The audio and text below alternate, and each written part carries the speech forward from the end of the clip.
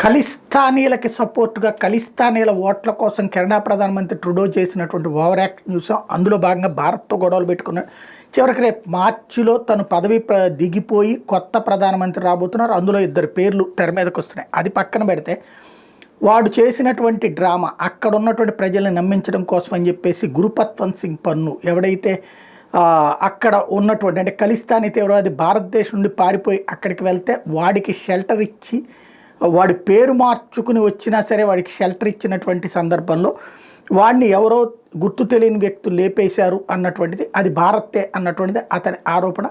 అయితే ఆ గురుపత్వంత్ సింగ్ని లేపేసినటువంటి వాళ్ళ వెనకాలన అజ్ఞాత వ్యక్తులు కాదు, అక్కడే వాళ్ళకి గ్రూపులు ఉన్నాయి. ఖలిస్తానీలలో 3 గ్రూపులు ఉన్నాయి. ఒక గ్రూపు మీద తగవబెట్టుకుందన్నటువంటి విషయం బయటపడటం, ఆ విషయాన్ని భారత ప్రభుత్వం అంతకుముందే కెనడా ప్రభుత్వానికి చెప్పిన ఆ విషయాన్ని దాచేసి కథలు నడిపినటువంటి వ్యవహారం. అరెస్టులు అయితే చేశారు ఈ మధ్యనే. ఆ అరెస్టుల్లో వాళ్ళకి వెంటనే బెయిల్ వచ్చింది. ఎలాంటి ప్రాథమిక ఆధారాలు లేవు అన్నటువంటి కారణంగా అక్కడ కోర్టు విడిచిపెట్టడం అన్నటువంటిది సంచలనం సృష్టిస్తోంది.